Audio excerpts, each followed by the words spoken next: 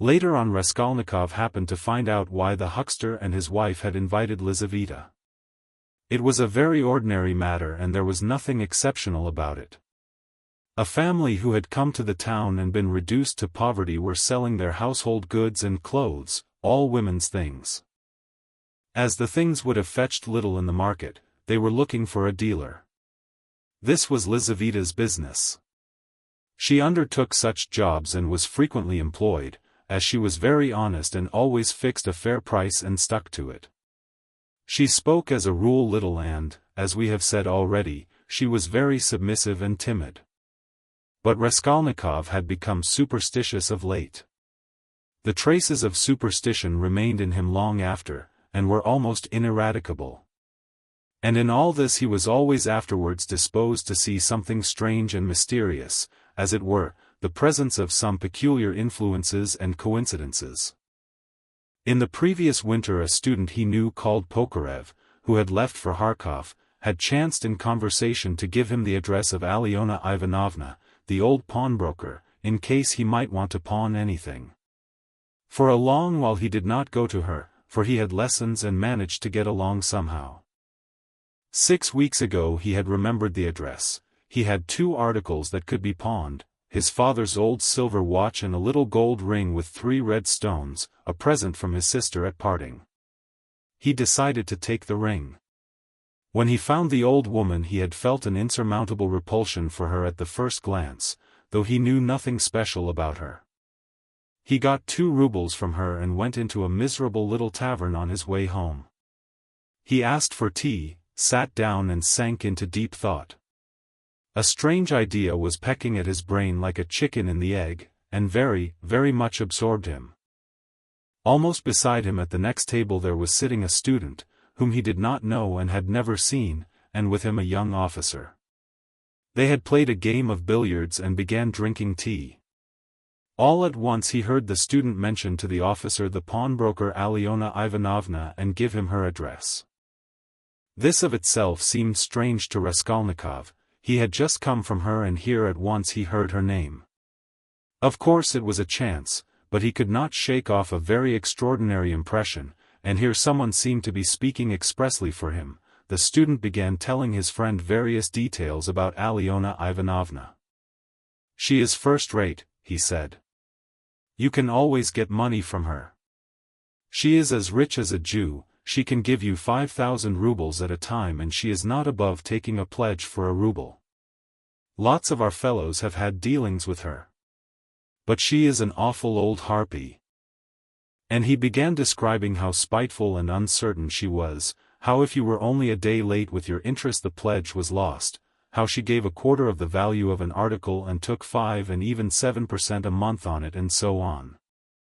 The student chattered on, saying that she had a sister Lizaveta, whom the wretched little creature was continually beating, and kept in complete bondage like a small child, though Lizaveta was at least 6 feet high. "There's a phenomenon for you," cried the student and he laughed. They began talking about Lizaveta. The student spoke about her with a peculiar relish and was continually laughing and the officer listened with great interest and asked him to send Lizaveta to do some mending for him. Raskolnikov did not miss a word and learned everything about her. Lizaveta was younger than the old woman and was her half-sister, being the child of a different mother. She was 35. She worked day and night for her sister, and besides doing the cooking and the washing, she did sewing and worked as a charwoman and gave her sister all she earned. She did not dare to accept an order or job of any kind without her sister's permission. The old woman had already made her will, and Lizaveta knew of it, and by this will she would not get a farthing, nothing but the movables, chairs, and so on. All the money was left to a monastery in the province of N, that prayers might be said for her in perpetuity. Lizaveta was of lower rank than her sister, unmarried and awfully uncouth in appearance, remarkably tall with long feet that looked as if they were bent outwards. She always wore battered goatskin shoes, and was clean in her person. What the student expressed most surprise and amusement about was the fact that Lizaveta was continually with child. "But you say she is hideous," observed the officer.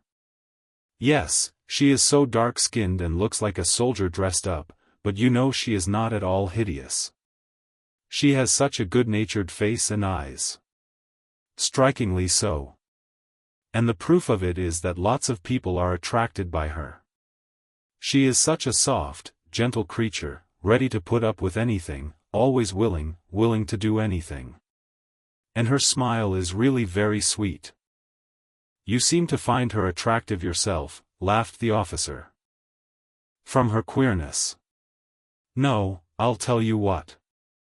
I could kill that damned old woman and make off with her money, I assure you, without the faintest conscience prick, the student added with warmth. The officer laughed again while Raskolnikov shuddered. How strange it was. Listen, I want to ask you a serious question, the student said hotly.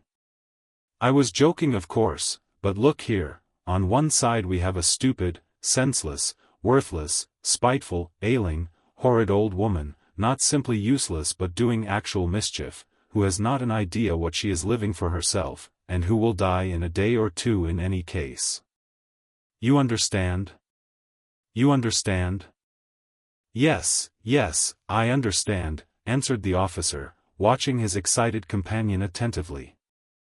Well, listen then. On the other side, fresh young lives thrown away for want of help and by thousands, on every side. 100,000 good deeds could be done and helped, on that old woman's money which will be buried in a monastery.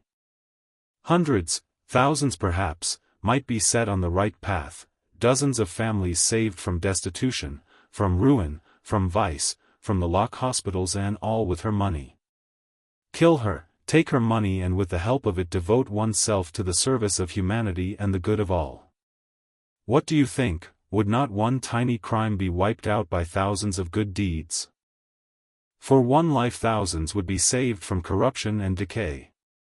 One death, and 100 lives in exchange. It's simple arithmetic. Besides, what value has the life of that sickly, stupid, ill-natured old woman in the balance of existence? No more than the life of a louse, of a black beetle, less in fact because the old woman is doing harm. She is wearing out the lives of others. The other day she bit Lizaveta's finger out of spite, it almost had to be amputated. Of course she does not deserve to live, remarked the officer, but there it is, it's nature. Oh, well, brother, but we have to correct and direct nature, and, but for that, we should drown in an ocean of prejudice. But for that, there would never have been a single great man. They talk of duty, conscience. I don't want to say anything against duty and conscience, but the point is, what do we mean by them? Stay, I have another question to ask you. Listen. No, you stay, I'll ask you a question. Listen. Well? You are talking and speechifying away, but tell me, would you kill the old woman yourself? Of course not. I was only arguing the justice of it. It's nothing to do with me. But I think, if you would not do it yourself, there's no justice about it. Let us have another game. Raskolnikov was violently agitated. Of course, it was all ordinary youthful talk and thought, such as he had often heard before in different forms and on different themes. But why had he happened to hear such a discussion and such ideas at the very moment when his own brain was just conceiving the very same ideas? And why, just at the moment when he had brought away the embryo of his idea from the old woman, had he dropped at once upon a conversation about her? This coincidence always seemed strange to him. This trivial talk in a tavern had an immense influence on him in his later action, as though there had really been in it something preordained, some guiding hint. At last he was conscious of his former fever and shivering, and he realized with relief that he could lie down on the sofa. Soon heavy, leaden sleep came over him, as it were crushing him. He slept an extraordinarily long time and without dreaming. Nastasia, coming into his room at 10 o'clock the next morning, had difficulty in rousing him. She brought him in tea and bread. The tea was again the second brew and again in her own teapot. My goodness, how he sleeps, she cried indignantly. And he is always asleep. He got up with an effort. His head ached, he stood up, took a turn in his garret and sank back on the sofa again. Going to sleep again, cried Nastasia. Are you ill, eh? He made no reply. Do you want some tea? Afterwards, he said with an effort, closing his eyes again and turning to the wall. Nastasia stood over him. Perhaps he really is ill, she said, turned and went out. She came in again at 2 o'clock with soup. He was lying as before. The tea stood untouched. Nastasia felt positively offended and began wrathfully rousing him. Why are you lying like a log? She shouted, looking at him with repulsion. He got up, and sat down again, but said nothing and stared at the floor. Are you ill or not? Asked Nastasia and again received no answer. You'd better go out and get a breath of air, she said after a pause. Will you eat it or not? Afterwards, he said weakly. You can go. And he motioned her out. She remained a little longer, looked at him with compassion and went out. A few minutes afterwards, he raised his eyes and looked for a long while at the tea and the soup. Then he took the bread, took up a spoon and began to eat. He ate a little, 3 or 4 spoonfuls, without appetite, as it were mechanically. His head ached less. After his meal he stretched himself on the sofa again, but now he could not sleep, he lay without stirring, with his face in the pillow. He was haunted by daydreams and such strange daydreams. In one, that kept recurring, he fancied that he was in Africa, in Egypt, in some sort of oasis. The caravan was resting, the camels were peacefully lying down, the palms stood all around in a complete circle, all the party were at dinner. But he was drinking water from a spring which flowed gurgling close by. And it was so cool, it was wonderful, wonderful, blue, cold water running among the party-colored stones and over the clean sand which glistened here and there like gold. Suddenly he heard a clock strike. He started, roused himself, raised his head, looked out of the window, and seeing how late it was, suddenly jumped up wide awake as though someone had pulled him off the sofa. He crept on tiptoe to the door, stealthily opened it and began listening on the staircase. His heart beat terribly. But all was quiet on the stairs as if everyone was asleep. It seemed to him strange and monstrous that he could have slept in such forgetfulness from the previous day and had done nothing, had prepared nothing yet. And meanwhile perhaps it had struck 6.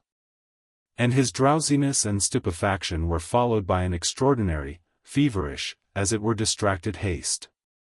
But the preparations to be made were few. He concentrated all his energies on thinking of everything and forgetting nothing, and his heart kept beating and thumping so that he could hardly breathe. First he had to make a noose and sew it into his overcoat, a work of a moment. He rummaged under his pillow and picked out amongst the linen stuffed away under it, a worn-out, old unwashed shirt. From its rags he tore a long strip, a couple of inches wide and about 16 inches long. He folded this strip in 2, took off his wide, strong summer overcoat of some stout cotton material, his only outer garment, and began sewing the 2 ends of the rag on the inside, under the left armhole. His hands shook as he sewed, but he did it successfully so that nothing showed outside when he put the coat on again. The needle and thread he had got ready long before and they lay on his table in a piece of paper. As for the noose, it was a very ingenious device of his own. The noose was intended for the axe. It was impossible for him to carry the axe through the street in his hands. And if hidden under his coat he would still have had to support it with his hand, which would have been noticeable. Now he had only to put the head of the axe in the noose, and it would hang quietly under his arm on the inside. Putting his hand in his coat pocket, he could hold the end of the handle all the way, so that it did not swing, and as the coat was very full, a regular sack in fact, it could not be seen from outside that he was holding something with the hand that was in the pocket. This noose, too, he had designed a fortnight before. When he had finished with this, he thrust his hand into a little opening between his sofa and the floor, fumbled in the left corner and drew out the pledge, which he had got ready long before and hidden there. This pledge was, however, only a smoothly planed piece of wood the size and thickness of a silver cigarette case. He picked up this piece of wood in one of his wanderings in a courtyard where there was some sort of a workshop. Afterwards he had added to the wood a thin smooth piece of iron, which he had also picked up at the same time in the street. Putting the iron, which was a little the smaller, on the piece of wood, he fastened them very firmly, crossing and recrossing the thread round them, then wrapped them carefully and daintily in clean white paper and tied up the parcel so that it would be very difficult to untie it. This was in order to divert the attention of the old woman for a time, while she was trying to undo the knot, and so to gain a moment. The iron strip was added to give weight, so that the woman might not guess the first minute that the thing was made of wood. All this had been stored by him beforehand under the sofa. He had only just got the pledge out when he heard someone suddenly about in the yard. It struck 6 long ago. Long ago. My God! He rushed to the door, listened, caught up his hat and began to descend his 13 steps cautiously, noiselessly, like a cat. He had still the most important thing to do: to steal the axe from the kitchen. That the deed must be done with an axe he had decided long ago. He had also a pocket pruning knife, but he could not rely on the knife and still less on his own strength, and so resolved finally on the axe. We may note in passing, one peculiarity in regard to all the final resolutions taken by him in the matter: they had one strange characteristic: the more final they were, the more hideous and the more absurd they at once became in his eyes. In spite of all his agonizing inward struggle, he never for a single instant all that time could believe in the carrying out of his plans. And, indeed, if it had ever happened that everything to the least point could have been considered and finally settled, and no uncertainty of any kind had remained, he would, it seems, have renounced it all as something absurd, monstrous and impossible. But a whole mass of unsettled points and uncertainties remained. As for getting the axe, that trifling business cost him no anxiety, for nothing could be easier. Nastasia was continually out of the house, especially in the evenings. She would run into the neighbors or to a shop, and always left the door ajar. It was the one thing the landlady was always scolding her about. And so, when the time came, he would only have to go quietly into the kitchen and to take the axe, and an hour later, when everything was over, go in and put it back again. But these were doubtful points. Supposing he returned an hour later to put it back, and Nastasia had come back and was on the spot. He would of course have to go by and wait till she went out again. But supposing she were in the meantime to miss the axe, look for it, make an outcry that would mean suspicion or at least grounds for suspicion. But those were all trifles which he had not even begun to consider, and indeed he had no time. He was thinking of the chief point, and put off trifling details, until he could believe in it all. But that seemed utterly unattainable. So it seemed to himself at least. He could not imagine, for instance, that he would sometime leave off thinking, get up and simply go there. Even his late experiment, i.e. his visit with the object of a final survey of the place, was simply an attempt at an experiment, far from being the real thing, as though one should say, "Come, let us go and try it, why dream about it?" And at once he had broken down and had run away cursing, in a frenzy with himself. Meanwhile it would seem, as regards the moral question, that his analysis was complete. His casuistry had become keen as a razor, and he could not find rational objections in himself. But in the last resort he simply ceased to believe in himself, and doggedly, slavishly sought arguments in all directions, fumbling for them, as though someone were forcing and drawing him to it. At first, long before indeed, he had been much occupied with one question: why almost all crimes are so badly concealed and so easily detected, and why almost all criminals leave such obvious traces. He had come gradually to many different and curious conclusions, and in his opinion the chief reason lay not so much in the material impossibility of concealing the crime, as in the criminal himself. Almost every criminal is subject to a failure of will and reasoning power by a childish and phenomenal heedlessness, at the very instant when prudence and caution are most essential. It was his conviction that this eclipse of reason and failure of will power attacked a man like a disease, developed gradually and reached its highest point just before the perpetration of the crime, continued with equal violence at the moment of the crime and for longer or shorter time after, according to the individual case, and then passed off like any other disease. The question whether the disease gives rise to the crime, or whether the crime from its own peculiar nature is always accompanied by something of the nature of disease, he did not yet feel able to decide. When he reached these conclusions, he decided that in his own case there could not be such a morbid reaction, that his reason and will would remain unimpaired at the time of carrying out his design, for the simple reason that his design was not a crime. We will omit all the process by means of which he arrived at this last conclusion. We have run too far ahead already. We may add only that the practical, purely material difficulties of the affair occupied a secondary position in his mind. One has but to keep all one's will power and reason to deal with them, and they will all be overcome at the time when once one has familiarized oneself with the minutest details of the business. But this preparation had never been begun. His final decisions were what he came to trust least, and when the hour struck, it all came to pass quite differently, as it were accidentally and unexpectedly. One trifling circumstance upset his calculations, before he had even left the staircase. When he reached the landlady's kitchen, the door of which was open as usual, he glanced cautiously in to see whether, in Nastasia's absence, the landlady herself was there, or if not, whether the door to her own room was closed, so that she might not peep out when he went in for the axe. But what was his amazement when he suddenly saw that Nastasia was not only at home in the kitchen, but was occupied there, taking linen out of a basket and hanging it on a line. Seeing him, she left off hanging the clothes, turned to him and stared at him all the time he was passing. He turned away his eyes, and walked past as though he noticed nothing.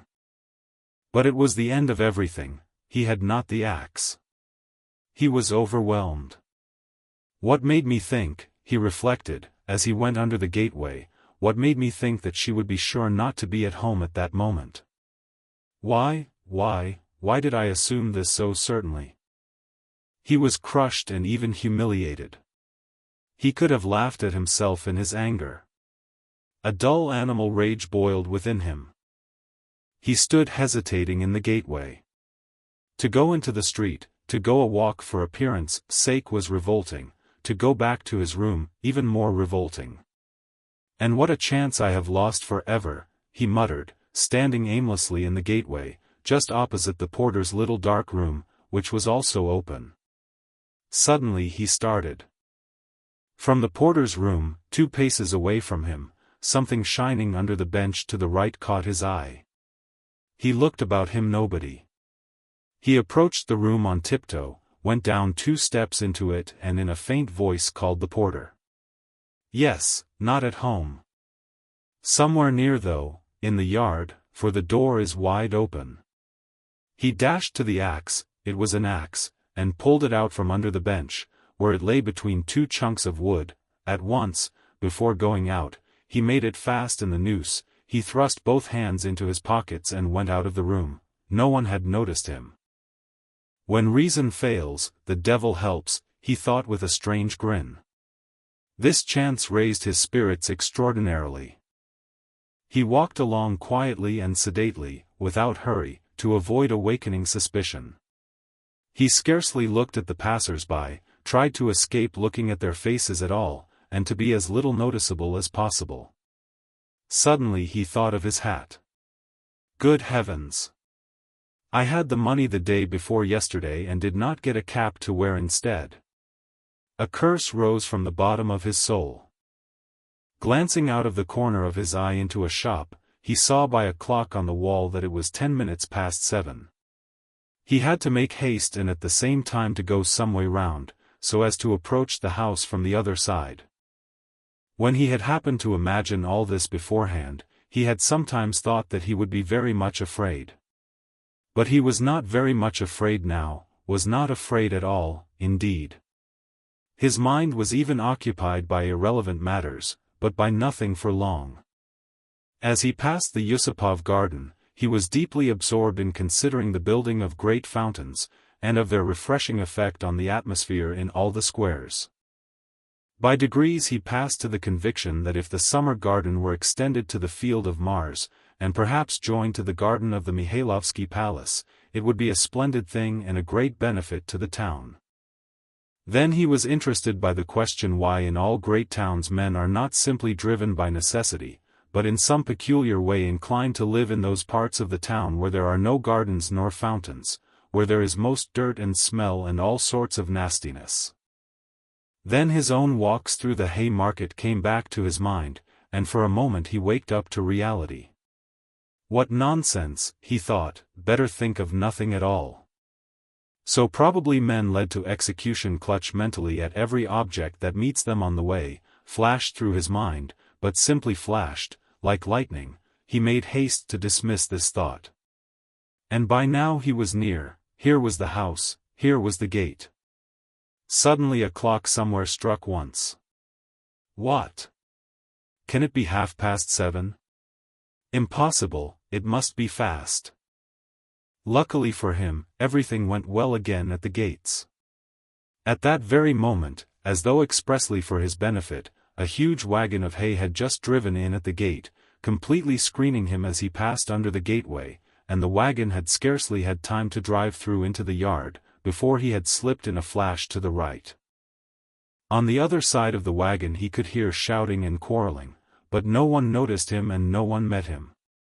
Many windows looking into that huge quadrangular yard were open at that moment, but he did not raise his head, he had not the strength to. The staircase leading to the old woman's room was close by, just on the right of the gateway. He was already on the stairs. Drawing a breath, pressing his hand against his throbbing heart, and once more feeling for the axe and setting it straight, he began softly and cautiously ascending the stairs, listening every minute. But the stairs, too, were quite deserted, all the doors were shut, he met no one. One flat indeed on the first floor was wide open and painters were at work in it, but they did not glance at him. He stood still, thought a minute and went on. Of course it would be better if they had not been here, but, it's 2 stories above them. And there was the 4th story, here was the door, here was the flat opposite, the empty one.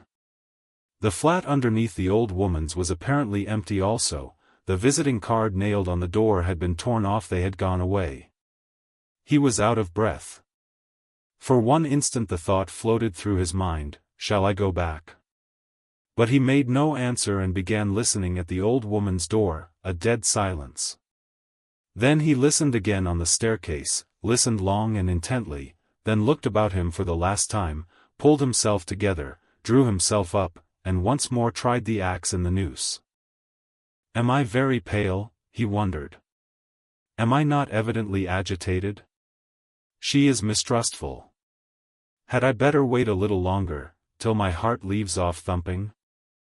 But his heart did not leave off. On the contrary, as though to spite him, it throbbed more and more violently. He could stand it no longer, he slowly put out his hand to the bell and rang. Half a minute later he rang again, more loudly. No answer. To go on ringing was useless and out of place. The old woman was, of course, at home, but she was suspicious and alone. He had some knowledge of her habits, and once more he put his ear to the door. Either his senses were peculiarly keen, which it is difficult to suppose, or the sound was really very distinct. Anyway, he suddenly heard something like the cautious touch of a hand on the lock and the rustle of a skirt at the very door. Someone was standing stealthily close to the lock, and just as he was doing on the outside was secretly listening within, and seemed to have her ear to the door. He moved a little on purpose and muttered something aloud that he might not have the appearance of hiding, then rang a 3rd time, but quietly, soberly, and without impatience, recalling it afterwards, that moment stood out in his mind vividly, distinctly, forever. He could not make out how he had had such cunning, for his mind was as it were clouded at moments and he was almost unconscious of his body. An instant later he heard the latch unfastened.